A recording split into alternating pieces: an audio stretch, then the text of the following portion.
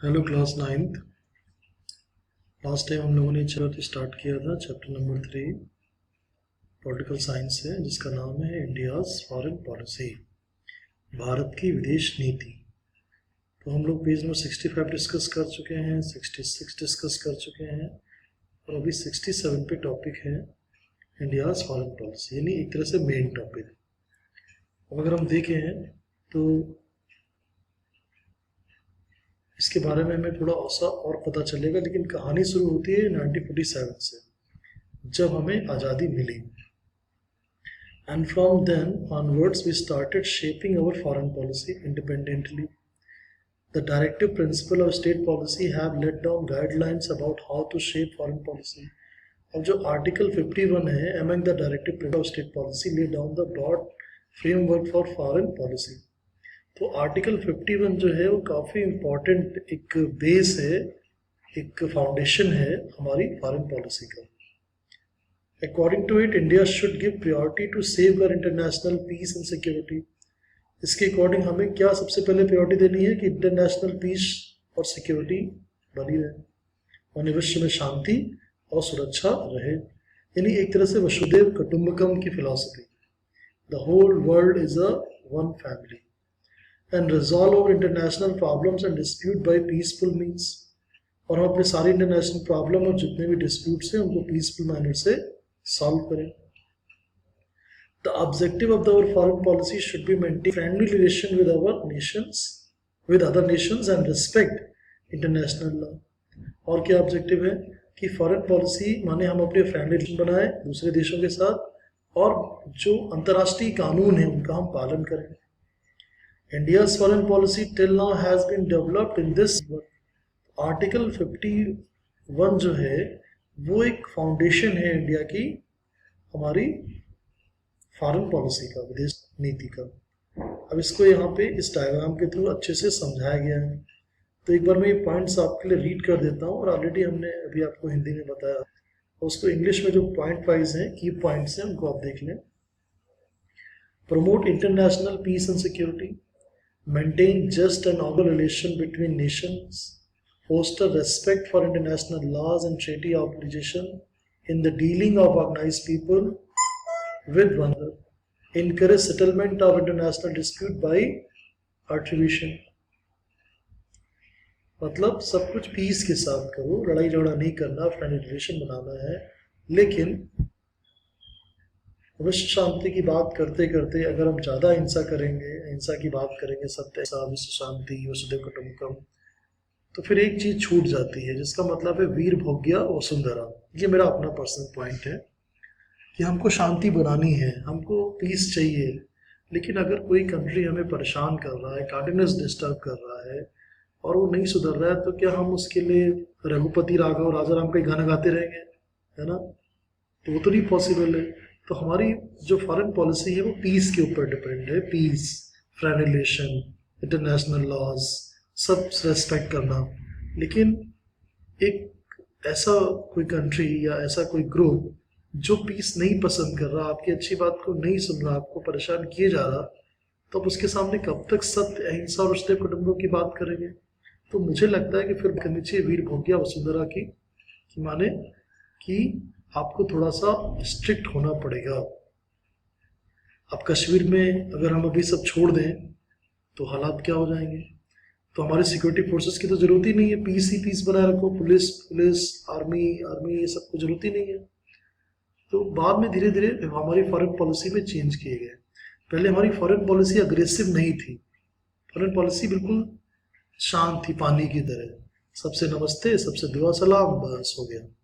अभी मोदी के आने से मुझे ऐसा लगता है कि हमारी फॉरेन पॉलिसी थोड़ी सी चेंज हुई है, और हमने अपने रिलेशन बनाए, उसके साथ साथ हमने जो मिलिटेंट कंट्रीज हैं, जो टेररिज्म को प्रमोट करते हैं, उनको हमने आइसोलेट किया है। तो अभी हमने थोड़ा सा अपनी फॉरेन पॉलिसी को हल्का सा अग्रेसिव बनाया। मैं चाहता हूँ ये और अग्रेसिव होनी चाहिए, जैसे चाइना की पॉलिसी बड़ी अग्रेसिव है, अमेरिका की फॉरेन पॉलिसी काफ़ी अग्रेसिव है, रशिया की अग्रेसिव है, दुनिया के ज़्यादातर मुल्कों की जो फॉरेन पॉलिसी है वो अग्रेसिव है। उनके अपने ऑब्जेक्टिव सबसे पहले, उनके अपने बेनिफिट सबसे पहले, उसके बाद बाकी दुनिया। लेकिन हम क्या बात करते हैं, हम दुनिया की शांति की बात करते हैं, हम दुनिया की पीस की बात करते हैं, अंतर्राष्ट्रीय कानूनों का पालन भी करेंगे, सब करेंगे। कोई प्रॉब्लम होगी तो प्यार से सोल्यूशन निकालेंगे, बात करेंगे। लेकिन सामने वाला बात करने के लिए तैयार नहीं है तो फिर उसको क्या चाहिए, उसको लाज चाहिए। आपको एक मूवी का सीन याद है, तिरंगा पिक्चर एक थी बहुत पुरानी, इसमें एक होते हैं कर्नल सूरदेव सिंह और एक होते हैं इंस्पेक्टर वाघमारे, शायद नाना पाटेकर का करेक्टर। तो कर्नल सूरदेव सिंह का डायलॉग होता है, पहले बात फिर मुलाकात और फिर जरूरत पड़े तो लात। जबकि इंस्पेक्टर वाघमारे नाना पाटेकर का जो करेक्टर होता है उसका डायलॉग था, पहले लात फिर मुलाकात और फिर बात। तो हमारी जो पॉलिसी है वो अभी सूर्यदेव सिंह की तरह है, बात मुलाकात फिर लात। और ये जो वाघमारे की पॉलिसी थी, पहले लात फिर मुलाकात फिर बात, कभी कभी उसको भी इम्प्लीमेंट करना चाहिए। तो ऐसा नहीं कि एक ही चीज़ को फॉलो करो। मेरा मानना है कि फॉरेन पॉलिसी थोड़ी अग्रेसिव भी हो और थोड़ी कूल और काम भी हो। तो समय के साथ आपको चेंज करना पड़ेगा। तो हमें कभी सूर्यदेव सिंह भी बनना पड़ेगा और कभी इंस्पेक्टर वाघमारे भी बनना पड़ेगा, ठीक है। तो ये तो मैंने अपना एक पर्सनल व्यू आपके साथ शेयर किया। अब देखते हैं और ऑब्जेक्टिव इसके, अब थोड़ा इसको एलॉबरेट करें और क्या ऑब्जेक्टिव है इंडिया की फॉरेन पॉलिसी के। अब कोई इंडियन किसी दूसरे देश में फंस जाए तो उसके लिए क्या करना चाहिए, फॉरेन पॉलिसी क्या कहती है कि भाई हमारे देश के लोग कहीं दूसरे देश में काम कर रहे हैं, कुछ भी हैं, तो हमें उनके साथ खड़े रहना है, उनको हेल्प करना है। Protect the unity integrity of the country, protect the interest of Indian citizens living in other countries, this responsibility is fulfilled by the Indian embassies there. अभी गवर्नमेंट ने कई लोगों को दुनिया भर से कोरोना से जो थे उसको इंडिया लेके आ रहे हैं। ऑपरेशन वंदे मातरम शायद शुरू किया गया है, ठीक है, वंदे भारत मिशन शुरू किया गया है ताकि जो फॉरेन में लोग हैं उनको इंडिया लाया जाए। Establish economy and commercialization with other countries for achieving economic development of India. While maintaining friendly relation with neighboring countries, ensure that defense and security of India is not affected, not to compromise about the geographical boundaries of nation. अब यहाँ पे एक अच्छी बात है कि friend relation करेंगे, हम फ्रेंड रिलेशन करेंगे neighboring कंट्रीज के साथ, लेकिन कभी भी इस कीमत पे नहीं करेंगे कि हमारा डिफेंस और हमारी सिक्योरिटी उससे अफेक्ट हो। Not to compromise about the geographical boundaries, not at the cost of our security and our defense. तो हम पीस चाहते हैं लेकिन अपनी डिफेंस और सिक्योरिटी की कास्ट पे कभी नहीं। तो ये बाद में चेंजेस लाए गए। तो ये जो पॉइंट्स हैं, सब more objective of India's foreign policy are as follow 1 2 3 4, ये आपको आज होमवर्क में लिखने हैं। तो 8 मिनट के आसपास मैं आपको ये होमवर्क बता रहा हूँ। More objectives of India's foreign policy are as follow. You have to write it in your notebook. Okay. अगला टॉपिक है review of Indian foreign policy. We should take a review of Indian foreign policy in 2 stages. The period from the independence to 1990 can be considered as the first stage. Second stage would be from 1990 till date. अभी हम India की foreign policy को 2 part में divide कर सकते हैं, early phase और उसके बाद का फेज। अलग अलग बुक्स में अलग अलग राइटर ने इंडिया की फॉरेन पॉलिसी को 10-10 साल के फेस में कैटेगराइज किया है, जैसे 47 से 57 या 60 तक, 60 से 70, 70 से 80, 80 से 90। और आपके बुक में अभी तो ये बता रहे हैं कि 2 फेज में हम करते हैं, एक अर्ली फेज और एक उसका सेकेंड फेज। तो हम पहले अर्ली फेज की बात करते हैं। Pandit Nehru shaped the India's foreign policy in the early period. He opposed colonialism through India's foreign policy. He took an international position and gave priority to global peace and security. And he was one of the key members who discovered, who established non-alignment movement. Three things influenced India's foreign policy in this period. वो 3 चीजें क्या है कि we made an effort to understand international events and developments independently without any pressure from any power. Peace has always been a cultural central feature of India's foreign policy. Peace मतलब नेहरू की पहली बात थी पीस। इंटरनेशनल इवेंट डेवलपमेंट को हम समझेंगे और हमारा सबसे पहला हमको करनी है पीस। भले आगे कोई लड़ाई करे हम बात करेंगे piece.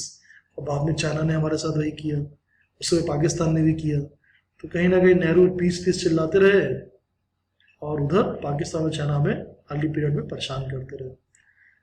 The threats from China and Pakistan were also taken into account. ये account में लिए गए. One more feature of India's foreign policy at the time was the insistence of self-reliance. So self-reliance, अपने पर खुद पे विश्वास करो. In the beginning, India decided to improve relations with countries in Asia. Efforts were taken to cooperate with Asian countries in order to achieve development and keep our independence intact. तो हमने Asia के बाकी countries के साथ अच्छे relation बनाए, लेकिन हमारे बगल के दो पड़ोसी हमको आज भी परेशान कर रहे हैं, कल भी परेशान कर रहे थे और शायद भी करते रहेंगे. जो यहाँ पे बात की गई है threats from China and Pakistan, तो वहाँ तो पीस नहीं चलेगी. आप पीस करते रहो और वो अपना से प्लानिंग करते रहेंगे. This concept of regional development later expanded to include Africa as well, but some Asian African countries participated in the military pacts led either by America और सोवियत यूनियन. लेकिन बहुत से एशिया और अफ्रीका के countries जो थे वो military pact ले गए, कुछ अमेरिका के साथ, कुछ सोवियत यूनियन के साथ. This stopped the process of regional development. After this, countries of Asia and Africa which did not participate in these military pacts supported the concept of non-alignment. तो जो नहीं गए वो नेहरू के साथ रहे non-aligned movement में. Peace and freedom became the fundamental principle of non-aligned policy. Peace and freedom, आज़ादी और शांति, ये दो मेन प्रिंसिपल बनाए गए non-aligned पॉलिसी के. तो नेहरू की पॉलिसी जो थी फॉरेन पॉलिसी वो पीस की थी और किसी भी सुपर पावर को ज्वाइन करके ग्रुपिज्म में नहीं पड़ना. और नॉन अलाइनमेंट पॉलिसी उसने चालू की, बहुत से कंट्रीज ने ज्वाइन भी किया इसको. In this period India had face conflict with neighbouring countries. Wars happened between India and Pakistan over the Kashmir question in 1947, 48 qawwali attack हुआ, 65 में फाइट हुई, 62 में चाइना के साथ हुई, 71 में फिर पाकिस्तान के साथ फाइट हुई, फिर 99 में हुई फोर्थ वॉर, कारगिल वॉर जिसे कहते हैं. The 1970 there came about some stability in India's foreign policy. India had risen as a powerful regional power in South Asia by conducting nuclear tests in 1974. India had also proved her nuclear capability. From 1980, however, some changes began to take place. फिर हमने shark बना और हम shark के भी main member हैं. Shark का मतलब है south Asian association for regional cooperation. India initiated a dialogue to improve relations with China and as well as with Pakistan. India also started interaction with America for cooperation in the field of security. तो नेहरू की जो पूरी policy थी उससे निकल के हम second stage तक का हमने एक समरी डिस्कस की कि हमने पीस की बात की, लेकिन हमने देखा कि चाइना और पाकिस्तान ने अटैक तक किया हमारे ऊपर कई बार. तो पीस के साथ अपनी डिफेंस और सिक्योरिटी को थोड़ा मजबूत किया और हमने रीजनल पीस लाने के लिए, रीजनल डेवलपमेंट करने के लिए एक ऑर्गेनाइजेशन बनाया, south Asian association regional cooperation. India is one of the important member of it. Okay, तो आज के लिए इतना ही रखते हैं. फर्स्ट स्टेज और सेकंड स्टेज हम लोग कल स्टडी करेंगे. ठीक है, थैंक यू सो मच.